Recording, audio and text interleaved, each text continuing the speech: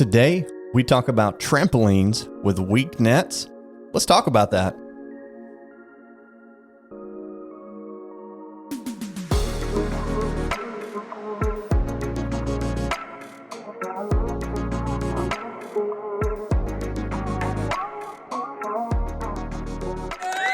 Good morning, good afternoon, and good evening. Thank you for joining us today on Let's Talk About That. McNairy County's the greatest podcast. Oh, yeah. I'll get it right eventually. All righty. Welcome to the show, everybody. Welcome to the show, Pastor. Thank you. Thank you for joining us. Both you and the audience. Thank you. I mean, thank you. Is there someone else in here I should? Thank you, Boston. We love you, dark content. Yeah. All righty then. Well, we have an interesting show today. Interesting. Very interesting. But before we get into that, I guess we can get to everybody's favorite part. You have jokes today, right? No, sir. You got these. Guess I'll get them. A Sunday school teacher asked her children just before she dismissed them to go into the auditorium. She said, "Why is it necessary to be quiet in church?" One little girl spoke up and said, "Because people are trying to sleep." That's great. Only when I'm teaching or preaching. Why did Samson avoid fighting with Delilah? Why? He really didn't want to split hairs. What area of the Promised Land was especially wealthy? What area? The area around the Jordan River where the banks kept overflowing. Hey-oh. And last but not least, what is a salesman's favorite passage of Scripture? What? The Great Commission. Hey-oh. That's all I got. Oh, that's excellent. I guess I could share a few of the jokes that we had on the band post the other day. I don't even remember that. I think it was yesterday. Oh, yeah, I'm with you. Let's see. Those were good. What was yours? That's the one I was going to share. What was the farmer's? Why did the farmer name his dogs Timex and Rolex? It's because they were watchdogs. Oh, yeah, that was good. No, that was a good one. Oh, all righty then. I missed my opportunity to share my jokes with them yesterday. You did. You sure did. I'm not in that group, though. Heartbroken. I mean, I get the notifications. I'm just not part of that group. Oh, my gosh. They're too cool for me. Whatever. You're too funny. All righty. Today's episode, Trampolines with Weak Nets. And yes, that is a weird title. I will own that. Great. Well, I slightly added that in, and I'm going to talk about that on this introduction. So last week, Pastor, you were talking about, your wife started off, Sister Wheatley started off. She did a great job talking about the anxious generation. We should get her on to do a podcast about that. You should. Hint. I think I know a guy that could make that happen. Jesus? Yes, because he could make anything happen. That's right. Anyways, Anything can happen. And you got up and you were talking about, you had some nice quotes and some nice sayings. And you made the comment that said, and we need to take the nets off the trampolines. For the record, I was being a little facetious. Yes. For the record. I have mixed feelings, but I agree. I'll say more about that when you're done. Because it had created a generation that trains dragons instead of slaying them. I also love that saying that you got. Is that all original? Yes. Yes, it is. I think I was watching a YouTube video and a new maybe live action movie was advertising How to Train Your Dragon. I'm like, it just hit me. I was like, when we were kids, I specifically remember a couple of the the kids movies, kind of animated or whatever, but it was the kids. We were slaying dragons. Yeah. Unless you watched Elmo, and then Elmo was a monster, and you didn't realize that until you were older, and you're like, oh wow, Elmo was a monster too. That's great. It was all about slaying dragons. Well, yeah. Now there's videos or movies or whatever about training your dragon. Yeah. We can live with them. Let's just train them. Yeah. So good concept, but very interesting. But yes, and you also said that in those days that you knew where the edges were.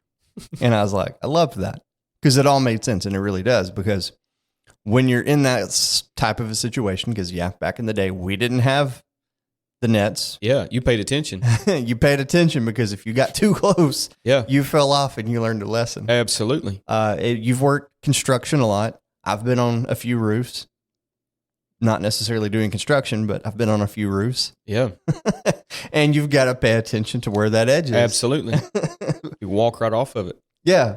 So again, this is where this got me to thinking, along with a story I'll share too, about how the nets today are typically not necessarily strong. They're pretty weak. They're made to be as cheaply as they can to look like a safety measure has been put into place. So hence, the title for today, Trampolines with the Weak Nets. Yeah. And I say that because we have a trampoline. It obviously has a weak net, because my kid the other day brought me the pole, and the whole pole had broke off. Yeah. And I was like, wow. I was like, that's a whole new level. Yeah. I realized that the concept that somebody probably sued the trampoline company. Right. And they said, let's start putting nets on them. And they put nets on them. And now you don't have to be as cautious. You still have to be cautious. Yeah. But you don't have to be as cautious. I mean, that's why I said, when we were kids, we knew where the edge of the trampoline was. Yeah. Because we had no safety nets. So I'm not advocating for taking all the safety features off of everything. I don't know. It sure does seem to cut down on. Never mind. We won't go there. It speaks of the society. We think that we can have enough physical safety features to just totally do away with common sense. Yeah. When you have to put do not drink, do not eat, do not consume on Tide Pods. Yeah. We've went down a dark path. I mean, in the words of Senator Kennedy, if you're going to be stupid, you got to be tough. You know? I mean, we're trying to, we're trying to make everything so safe so that nobody can get hurt. It's like we're trying to build this utopia where nobody's gonna get sick, nobody's gonna die. It's like we're trying to usher in an age of no sickness, no germs, no cuts, no bruises. Nothing dangerous, but some danger is necessary. More about that in a little bit. Yeah. But anyways, so that's where I wanted to add this, and that there's nothing more dangerous than safety nets or guardrails or fences or anything along those lines that's meant to help us, meant to protect us, that are weak. Whoever put them on, put them up, used them, whatever. It's something that we put our trust in. We put our faith in it. Yeah. If you ever been to the circus, you've seen like the trapeze artists, they got those giant nets down there. If somebody didn't do their job, then somebody's going to get hurt or worse. So things that are designed and should be meant to protect us, not being implemented the best way, not being used the best way. Yeah, that's good. They become extremely dangerous. Absolutely. But that's kind of where I also thought, even I think the week before that, where you had taught on, the safety measures you put in place on your phones, your tablets, sure, stuff like that. And yeah, we put little concern to some things. We put little caution to some things because we think that there's something there to protect us, something that's there to help us and keep us safe. When in reality, it's not a very strong foundation inside of that. That's good. But it has the appearance of keeping us safe, keeping us protected, but underneath its appearance is frail and weak. So what good are all of those safety measures? Let's say spiritually. Exactly. Let's say you put you set your restrictions. You have my personal favorite, Covenant Eyes. You have it on all of your devices, but inwardly you still have you're still thinking about unrighteous things, and your Right. thoughts are on evil continually. Exactly. So these safety measures, these guardrails, these guidelines, they do not replace discipline. They do No. not replace crucifying your flesh. No, absolutely. And so not. that's one of those I want to talk about in a little bit. yes. One of those nets. And but talking about that a while ago, where we said, at least we knew where the edge was. Today, a lot of these safety things have been put into place so much to the point that a lot of people have put their faith in them. Yeah. That they're not afraid to go to the edge anymore. Yeah. They're not afraid to push things as far as they can because they're like, I know that there's something there to Take it to keep the me limit. safe. And we can look everywhere to the extreme sports that they have nowadays. Yeah. Everything is super extreme. They're riding ramps that are 1,000-foot tall. Come on now. I don't know how tall they What are, I'm but they talking are about. like I hope they massive. are. They're like several hundred feet tall. Like they're ridiculous. Bring it on. But yeah, there's safety nets. There's, all these things there. But, they're not afraid, or as afraid, I guess you should say, to go to the edge. Yeah. We got people that hike, go to the cliffs. You've been to the Grand Canyon. Sure. There's not safety rails and No. stuff all over the place. You can't put them up everywhere. Exactly. And if you were to put nets, there may be a few places that have nets around the edges, maybe in a few. Yeah. I know there are on some of these like towers that people go up in and look around, like there's a little safety net that if you fall, Top Golf, that's a good example. Oh, yeah. You go up on top of this platform. If you fall, there's this big net that you could land on, or that you're supposed to land on. Right. I haven't tested it. I've never been. Maybe we need to take a trip. Come on now. Podcast trip. Yeah. Podcast on the road. Podcast coming to you live from Top Golf. Podcast across America. Let's start it. All right. Well, Okay. if you'll fund us, I'll go. Let's do it. But anyway, so like I said, that's created this environment and these people that they love to go to the edge now. And I've always been a chicken. I'm afraid of heights. I don't like to go to the edge of anything. I was the type that if we would drive across a tall bridge, I would hunker down in the seat and curl up in a ball and cry myself. Or you've been to Chattanooga, Lookout Mountains. Never been to Chattanooga. You haven't? No. Are you It's on being my facetious now? list. No, I'm not. Oh, okay. We were just talking about that the other day. Well, they got some of those. At least not that I remember. Especially when I was younger. Now they've changed it a little bit.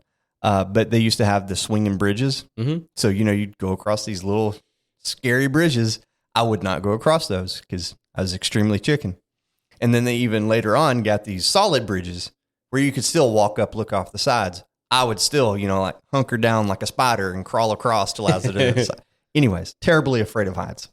But, we've got people that go to the edges now. They play to the edges. They run to the edges. And we see this even running into our society. It gives us a false sense of security. Spiritually is where I want to talk about this today. And spiritually, this can mean that we think we're safe from sin. We could even say that, I would never do whatever sin have you named, whatever. I would never be doing that. I would never Smoke meth. I would never smoke that. I would never drink that. I would never partake in whatever. I would never say something.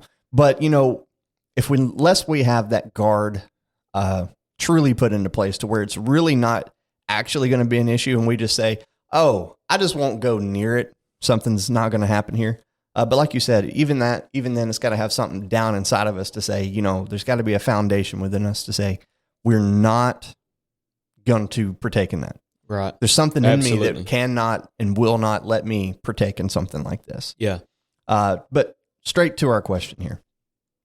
What are some, can't even talk. What are some weak safety nets that people think they can rely on today? And how does that impact their walk with God? Yeah. So I think that there are a lot, and the one we were just discussing before we jumped into this, it literally slipped my mind. I wanted to come back to that, and I was, Oh no! and now It totally slipped my mind. We'll get to that here shortly. I should have made a note while we were talking about it. Some of those weak safety nets, though, that we could rely on are this idea that because I've never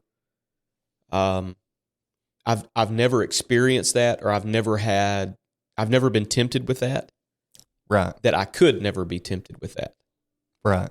That it's not going to affect me like it affected everybody else. Right. There seems to be this prevalent idea that I'm impervious to the sins that other people fall to. Right. Just because I've never partaken or had an interest or anything. Yeah, exactly. Romans 8 and 1. Actually, let's just skip down to Romans chapter 8 and verse 3. For what the law could not do, in that it was weak through the flesh, God sending his own Son in the likeness of sinful flesh, and for sin, condemned sin in the flesh. Now, Paul is talking about people thinking that they can check every box of the law and that's going to make them righteous. Right. And I think that there's also that idea that could creep in that says, well, I'm there every time the doors to the church are open. I'm faithful in giving, therefore I must be okay. But all of those things can be ritual. Yeah. They can be routine. Very true. That's why my challenge to the apostolic church, or at least to our congregation, is not just to be faithful to a pew. Don't just be faithful to the building. I mean, the building is not the church. We are the church. Don't just be faithful to the service. Be faithful to the services, but be faithful to the service everywhere else as well. Yeah. Be faithful in the world. So there is this idea that, well, I can be good enough by checking all the boxes that it's gonna make me okay with God. Well, Paul told him in the book of Romans in chapter 8, he said, you can check all the boxes that you want to, but the law wasn't given to make you righteous. The law was given to show you how far away from God you really are. And the more of those things that we become aware of, there's even we didn't even know it was sin until there was a law, and then we didn't even know such thing existed until now there's a law against it. Because, well, you think about when you were a kid, your mom said, "Don't touch the cookies in the cookie jar." Well, what did you want to do? Touch the cookies in the I cookie didn't know jar. there were even cookies in the cookie jar, but now that I do, I want to touch them. Now I want to find out. Now I want to eat them. Yeah, absolutely. So, I think that obviously flesh is one of those weak safety nets, and Very. Again, Paul said it in another letter. He said, "Don't think that what you started in the spirit you're going to be able to finish in the flesh." I think it's easy as Christians to have an experience with God, to walk in that experience, to grow in that relationship, and then reach a point. Maybe I hate to say it this way, but I think some people even become bored. I can see in their relationship with God. I've known people that would spend 7 or 8 months, maybe a year at a job, and then they're tired of it. They want to move on to somewhere. They want to go on somewhere else. Maybe that's not a terrible thing. Maybe they're just gaining experience, and then they're going to start their own company, or I don't know. Maybe they're going to find that job where all of that experience for the last 6 years is going to come into play, and that's going to be their forever job, where they settle down and they start contributing to retirement and planting and all that jazz. But when we start doing that, when we do that spiritually, it's dangerous. Yeah. Because it's about being rooted, grounded. It's about being built up. Well, the thing about being rooted and planted is too many times we want to be potted instead of actually planted. Because if we're potted, I'm still mobile. Yeah. I want to say, I'm an established Christian. I'm potted. I'm an established Christian. I'm planted. Yeah. But I'm planted in a pot so that I can move anytime I want to move. Oh, now come on. The That's roots. Well, okay. So how do we know if we are a shallow rooted Christian that's potted and not planted? Well, how many times have you moved around in your life? Because not because spiritual leadership stopped preaching doctrine, but how many times have you moved just because, you didn't like what spiritual leadership said? Yeah. Or required of you. Oh, the shepherd said there was a wolf over the next flock, or there's a wolf over the next hill, and one of them in the flock didn't like it, and they said, I'm just going to go somewhere else. Well, nobody warns me. Well, now, it's pretty stupid. I mean, it's pretty silly. Yeah. Very. Because you're taking yourself out from under the hand of protection. And I do realize that there are leaders that take that to the extreme and are controlling. And I pray that that God is not the case with most people. But so yeah, I think that's one of those weak safety nets that we look at is we get bored. Yeah. And then we want to move on to something else. I want to, and I'm trying not to get it because I've been working all day long for the weekend, getting ready for the weekend. And so I'm already thinking about Sunday morning, Sunday night, and all of that stuff. We got service on Saturday evening. So thinking about, just the next few days. So I'm trying to be careful, but not mesh it all together. Yeah. This boredom, it's more than, okay. So we talk about this lust thing, and we've talked about it a lot in our holiness series, this, lust of the flesh, lust of the eyes, pride of life. Well, I'm lusting after something because I'm not satisfied. I see something else that I want more than what I have. Yeah. Well, lust, I think that the greatest combatant or the greatest guardrail for lust is contentment. Big and time.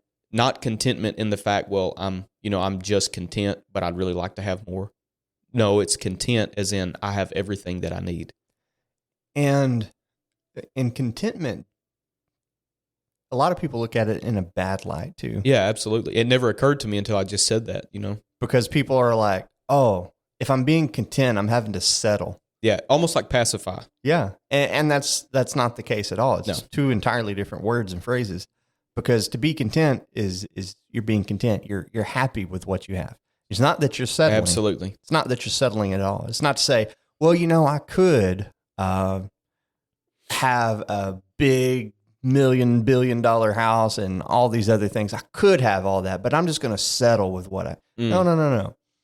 Being content means that I'm happy with the lifestyle I have, and it's good. Like I don't have to have anything else. Yeah.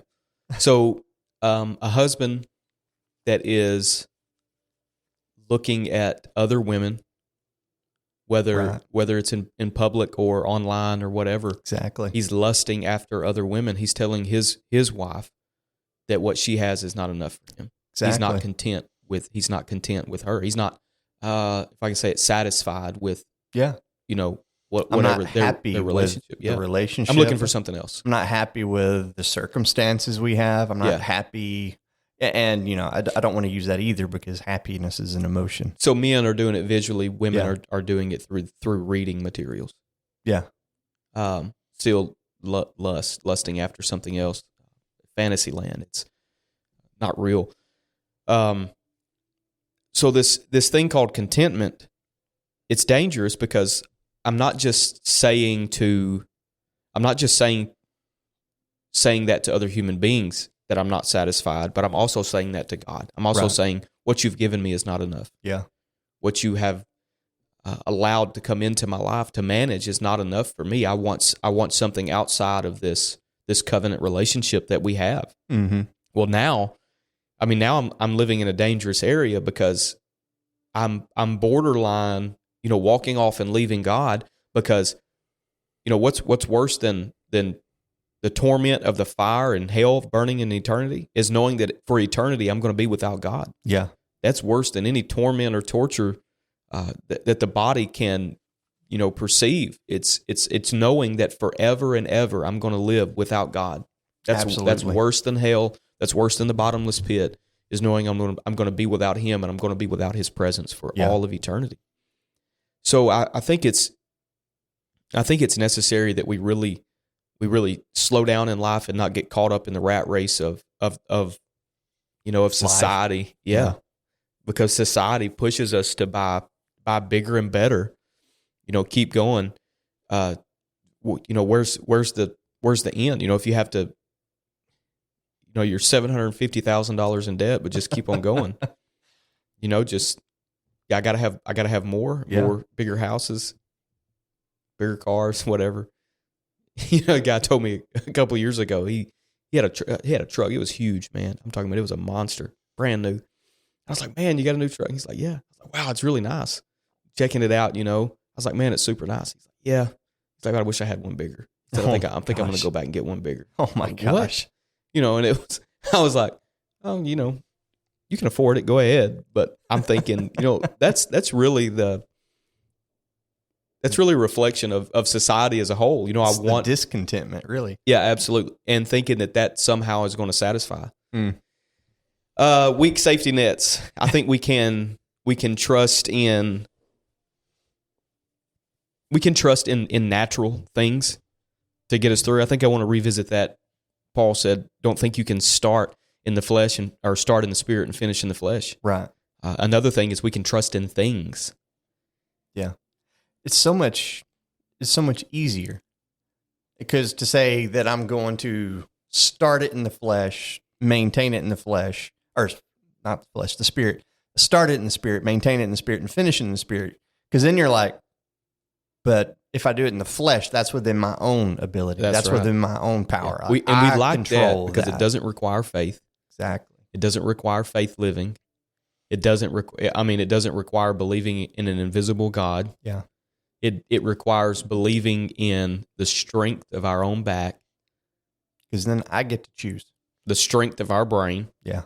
Our brain power. What can we imagine? And I'm not saying that those things are altogether wrong. I mean, nobody's ever achieved anything in life without sweating a little bit. Yeah. Nobody's ever achieved anything important without sweating a little bit,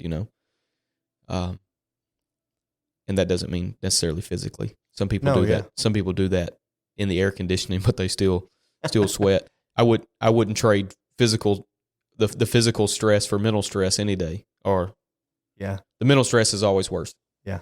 To me, I'd rather work hard. I'd rather chop wood all day long. I don't have to think about it. Oh my gosh. Than have to sit down for 3 hours and solve big problems, which seems sometimes that's what my life consists of. Is solving. And one thing that really helps is understanding that I'm not the solver. Yeah. I'm not the great fixer. I'm not the deliverer. But see, again, coming back to it, it's not your ability. It's relying on God and putting the issue and the faith into God to say, like, God, like, I'm here, but you're going to have to help me do something. I think for some people, one of the most frustrating qualities of my counseling is that I don't give them answers. Because if I give them answers, they'll always come to me with questions. Yeah. But if I teach them how to figure it out themselves, if I teach them how to come to the conclusion, or if I teach them how to, examine their life next to God's word. If I give a man a fish. Yes. Versus if I teach a man to fish. Yep. Yeah. Teach him 100%. Feed him for a lifetime. So I might give advice, but I don't give answers. Yeah. That's good though. If you answer one question, then the next time you'll be answering questions about, should I buy this house? Should I make this investment? Well, I don't know. I'm not an investment. I'm not a real estate agent. I'm not an investor. I don't know. Yeah, go for it. It's like Jesus had a man come to him and he said, me and my brother have this inheritance. And he said, my brother's not being fair with the inheritance. And Jesus said, that's a family problem. What is that to me? Go away. You have principles. Go solve that. Jesus, like, I'm not even, it's like, this is not even an issue that needs to be brought to me. I'm not your, you need to go solve that. That's a family problem. So, but falling back on those, maybe I can be good enough that God will accept me the way that I am. And people often use that scripture or misquote it and say, save yourselves from this untoward generation. Well, that's not speaking of spirit. That's not speaking of you can save yourself. That's not speaking of you can give yourself salvation. It's more like save yourself for marriage. Yeah. It's more like keep yourself Yeah. Keep away from Yeah, it. absolutely. Keep yourself from this untoward generation. It's not the Spirit's job to discipline us spiritually. We discipline ourselves. And when I say discipline, I don't mean we get the belt out and give ourselves 30 lashes or whatever. No. I mean like this discipline of the mind. Yes. Discipline of the body. Train. Yeah, train.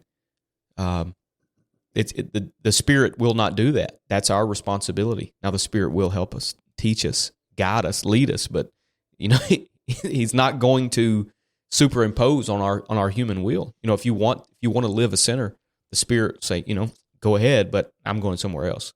Right. I'm not staying here. I'm not going to live in this temple that is defiled, that is unclean.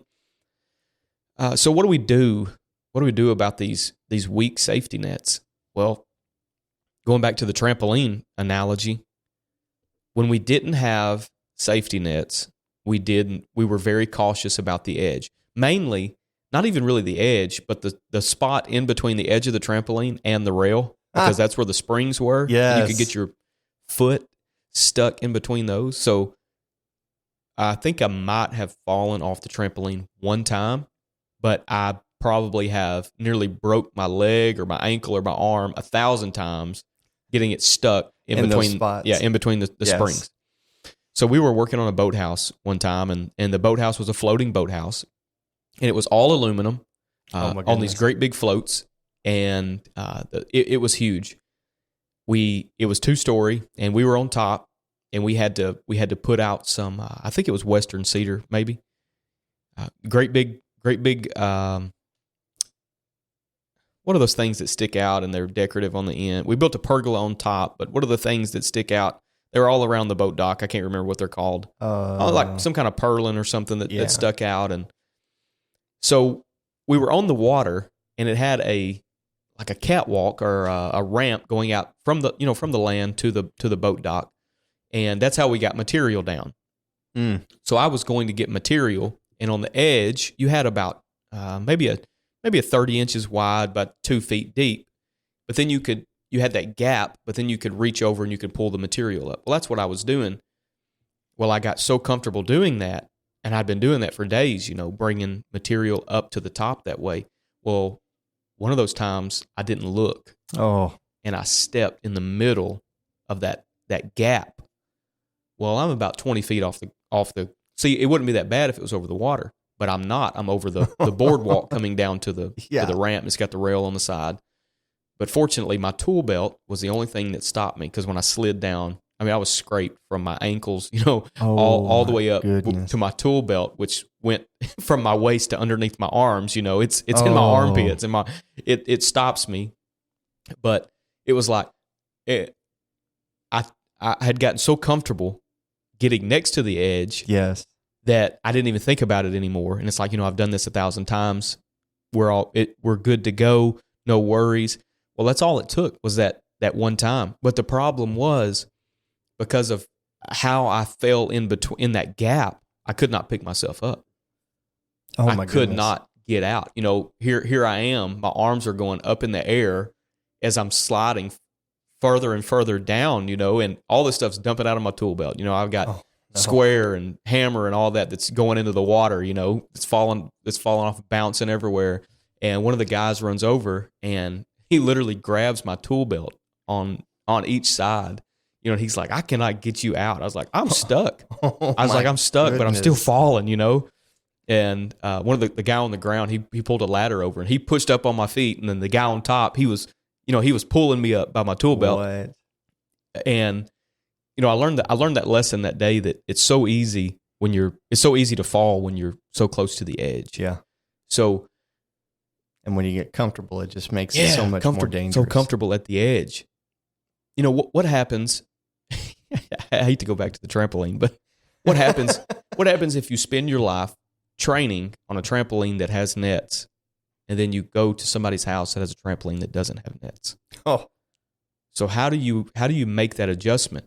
Because those nets, those guardrails, those guidelines that we put in our life, there's chances are we are going to be somewhere in our life that those are not possible to put in place at that time. Right. Maybe it's an emergency situation and something comes up, and then all of a sudden, okay, here I am. What am I going to do now? Because I'm in a situation where I could very easily fall.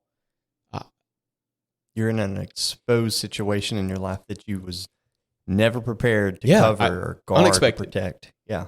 So if it's easy, if it's easy to trip and fall in your own house, or it's easy to stub your toe in your own house, how easy is it? How much easier is it to do that in a place you're unfamiliar with? Yeah. So when we walk through unfamiliar places, we need to be extra cautious. There's nothing that pains me more than the thought of hitting my foot on something. Yes. I have always worn shoes in the house. When we got married, I said, honey, I'm going to buy a really good pair of house shoes. And it's been 14 years, and I've probably had these house shoes 10 years now. Oh my gosh. Oh yes. So I said, I'm going to buy a really good pair of house shoes. And I said, they will never be worn outside. The only place they will ever go is in this house. And you will never, I can't say never, but 99.973% of the time, I will not be found without shoes in my own home. When I go to other people's houses, I'm like, I hate to do it, but I'll take my shoes off. But because I don't like that idea. And if I can stumble and fall, or if I can hit my foot on something in my own house that I am familiar with, then that just tells me I need to be that much more cautious when I'm walking through areas, or I'm walking in a place where I'm not familiar. Exactly. I've never been here before. Like you said, it's unexpected. I've ended up in this place. Okay, what am I going to do now? That's wild. What am I going to do if I'm out somewhere and okay, man, what are you going to do when your female coworker makes a pass at you? Yeah. What are you going to do? Are you going to go, oh, well, let's just go have coffee. Let me just explain it to you. I'm married, but let's just go have coffee. No, you can't just say, well, I'm never going to do that. What guardrails, what guidelines, what safety net have you put up in your life that says, absolutely not. Right. At some point there's got to be that Joseph moment that says, how big of a no can you spell? Because I'm not doing this. Exactly. Take my coat if you want to, but you're not going to take my integrity. And it's a mental game. True. Yeah. We have to mentally. I'm one of the type, I like to think, what can go wrong, and then try to think through. Well, if this goes wrong, what do we do? If this goes wrong, what do we do? If this goes wrong, what do we do? And work through the scenarios. And even if something like that never happens, even if you're in the situation where you don't even have to be in the situation that you thought of, like mentally, you have to prepare yourself and get yourself prepared that, like you just said with the coworker incident, it's been 20 years, never had an issue here. Yeah. But mentally, are you prepared to say, well, what if it does one day? Because then you got to be prepared for, what happens. And if it does, that's exactly right. Pray it never does. But if it does, what do you do? How do you fix it? I think that some people would maybe scoff at that a little bit and say, well, you're just thinking on all the negative. But it's really not. When you sit down and you're not thinking of the negative or the evil, the bad things that could happen, but you're making a plan. You're preparing. There's a difference in dwelling on evil thoughts. Exactly. And sitting down and saying, I'm going to force myself to run through this scenario and see what would I do and how would I react. I heard Brother Larry Booker, and I wish I could remember the name of the message. My goodness, I wish I could give the credit to the message. It was him, though. I do remember. Maybe the message was, I'll think of it in a minute. I'll just tell you what he said. So he had a friend, and they live in California, and I think the friend was a professor, maybe a Greek professor or something, and he lived in a subdivision. It was a massive subdivision, and a wildfire broke out. and he heard that his friend the fire had devastated his friend's subdivision. So he drove over a couple of days later. He heard that the whole subdivision had been just totally decimated. He gets to the gate, and they got like National Guard there, and they're like, we're not letting anybody in. And he's like, well, I need to go see my friend Al. Al. He lives here. I need to go check on him. And the guy's like, man, there's nobody left here. Everybody has evacuated. There's no houses left. And he's like, come, if you'll just let me through. He's like, his house is just, right around up the corner here. So he drives in the subdivision, and when he goes around the corner, all the houses are gone. Fire has destroyed every one of them. And when he rounds the corner, goes over the top of the hill, there's Al's house just sitting perfect. The yard is not even scorched. And he's like, what in the world? I planned for this fire 30 years ago. That's the name of the message. I know. I was trying to dig through here and see what sermons I could see, because I remember the sermon. I couldn't remember what the title was. So he knocks on the door, and Al comes out, and he's like, oh, hey, Brother Booker, or whatever he called him. And he's like, Brother Booker was like, Al, you want to explain, you want to explain what's going on here? How you're the only house that has survived? And he's like, sure. So you take him to the house into the backyard, and in the backyard, he had a World War II bulldozer. And he said, every year, I take that bulldozer, and he said, I have created a fire lane around my entire property. He said, because I knew 30 years ago that this day was coming. And he said, That's every awesome. year I have plowed, or I've dozed that fire lane to make sure that it was a fire break big enough that fire could not jump over it and destroy everything that I've built here. He said, I planned for this fire 30 years ago. 30 years, I've never experienced it. You're right. That is literally the name of the sermon. It never happened, but 30 years of planning paid off, because he said it happened this year. So, you never know what you're planning for today that might not happen for 30 years. But exactly. You're prepared. You're ready. Most excellent. Is there anything else you would like to leave us with today? I don't know that I did it justice, but maybe somebody got something out of it. You did excellent. Is there any books, materials, podcast? You see, I need to keep a running list of these. We really do. Have I mentioned Battle the Beast by Darren Sargent? I don't remember. Me either. It would help. I'll say it would help if you had somebody who could remember anything. I need to write them down. Battle the Beast by Darren Sargent. Yes, I think so, because I made that statement that he said, you'll never make an impact until you're committed to the collision. I think that's it. I think that was in the introduction. Yeah. It's awesome. Good book. That's awesome. Thank you for joining us today, Pastor. Thank you. And thank each and every one of you for listening to this today. I pray this podcast has blessed you. We love you. We thank you. Now go out, share the gospel of Jesus Christ with everybody you meet. God bless.